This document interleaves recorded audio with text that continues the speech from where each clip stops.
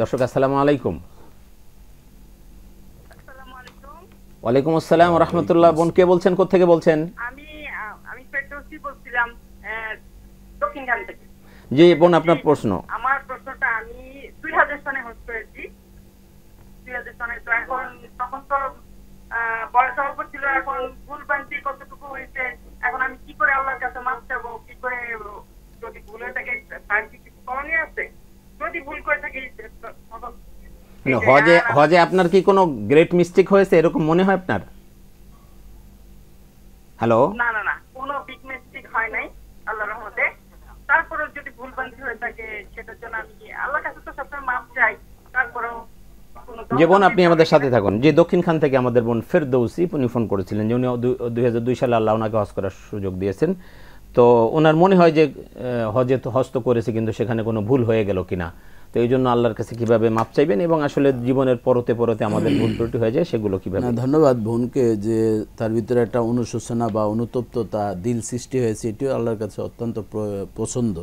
এখন বিষয় হচ্ছে যদি ফরজ তরক হয়, যেমন এহরাম বাঁধা, 9 জিলহজ আরাফার ময়দানে অবস্থান করা, তওয়াফে জিয়ারত, যেটা এটি হলে তো হজ হবে না। এছাড়া যদি ঠুনকো কোনো ছোটোখাটো ভুল হয়ে থাকে, ওয়াজিব যদি তরক হয়ে থাকে, দম দেওয়া, এটি স্বাভাবিক নিয়ম। আর এছাড়া স্বাভাবিক কোনো ভুল ত্রুটি হলে এটি আল্লাহ তাআলার কাছে ক্ষমাযোগ্য, কারণ আল্লাহ তাআলা বলছেন লা তাকনাতু মির রাহমাতিল্লাহ, এই জন্য কোনো সমস্যা হবে না। দেখুন আল্লাহ তাআলা তো আমাদের এই যে হজের গুনাহ মাফের জন্যই কিন্তু হজ করা। এখানে একটা জীবন্ত ঘর, ইন্না আউয়ালা বাইতিন উদিয়া লিন্নাসি লাল্লাযী বিবাক্কাতা মুবারাকা ওয়া হুদাল লিল আলামিন, এখানে সারা পৃথিবীর সব মানুষ যারাই এই বাইতুল্লাহর অনুসরণ করবে, অনুকরণ করবে, তাদের জন্য এটা হেদায়েতের মার্কাজ। এবং দেখুন আল্লাহ রাসূল বলছেন যে আব্দুল্লাহে থালাসা, আল্লাহর 3টা দল আছে। আল্লাহর দলের অন্তর্ভুক্ত হওয়া কিন্তু খুব গুরুত্বপূর্ণ বিষয়। এর ভিতরে 2টিই কিন্তু হজ সংশ্লিষ্ট। 1 নম্বরে বলছেন আল গাজী, যারা যুদ্ধের ময়দানে গিয়েছেন, শাহাদাত বরণ করেন না, কিন্তু তারা বিজয়ের ভেসে চলে এসেছেন, আহত অবস্থা বা যেভাবেই হোক তারা এসেছেন। এরপরে 2য় নম্বরটি রাসূলুল্লাহ সাল্লাল্লাহু আলাইহি ওয়াসাল্লাম বলছেন আল মুতামির, এবং যারা উমরা করেন। তাহলে উমরাটাকেও কিন্তু ছোট নজরে দেখা যাবে না। আমরা প্রতি বছর অনেকেই যাচ্ছেন, একটা যদি আমার অ্যাম্বিশন থাকে বা হবি থাকে যে আমি উমরা করতে যাব, এটি কিন্তু দোষের কিছু নয়। উমরা করলো সেটা আল্লাহর দলের অন্তর্ভুক্ত। এরপরে আল হজ, যারা হজ করতে যাচ্ছেন, তাহলে হজ এবং উমরাকারীরা আল্লাহর দলের অন্তর্ভুক্ত, এটি আমাদের খেয়াল রাখতে। এবং দেখুন এই যে বাইতুল্লাহটাকে আল্লাহ তাআলা কত বড় গুরুত্ব দিয়েছেন।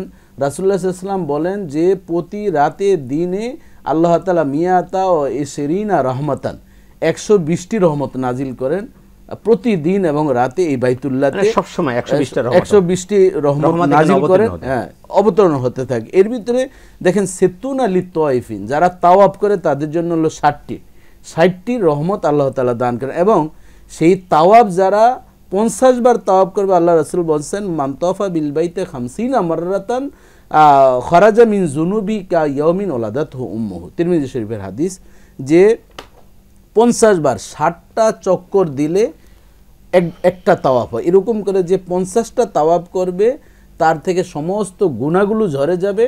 মনে হয় যেন সে আজকেই জন্মগ্রহণ করলে একটা নবজাতক শিশুর যেরকম গুনাহমুক্ত থাকে তেমনিভাবে হবে। কিন্তু এখানে দেখেন আমরা মসজিদে আয়েশায় গিয়ে উমরা করা শুরু করি তাওয়াফ বাদ দিয়ে, কিন্তু ওই উমরাটা কিন্তু মুখতাসান লি আয়েশা রাদিয়াল্লাহু তাআলা আনহা, এটা আয়েশা রাদিয়াল্লাহু তাআলা আনহার জন্য আল্লাহ রাসূল নির্দিষ্ট করেছেন। এবং ওইরকম যদি কেউ সমস্যায় পড়ে তাহলে তার জন্য কিন্তু আমরা গড্ডালিকাভাবে দাদা দাদি, নানা নানি, আমার একুল ওকুল শ্বশুর এবং সবার জন্য আমরা করতে থাকি। কিন্তু দেখা যায় হাদিসে স্পষ্ট আছে ওই উমরার চেয়ে তাওয়াফের মর্যাদা কিন্তু সবচেয়ে বেশি।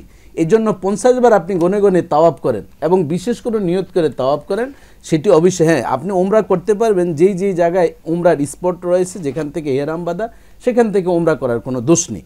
এবং সেখানে দেখেন রাসূলুল্লাহ সাল্লাল্লাহু আলাইহি ওয়াসাল্লাম কতগুলো হজের আমরা কেনই বা যাব না। আর সেখানে এই কোরআনের বা আমরা ডকুমেন্টারি টকশোর মাধ্যমে কিন্তু হজ বোঝানো কিন্তু এত সহজ নয়।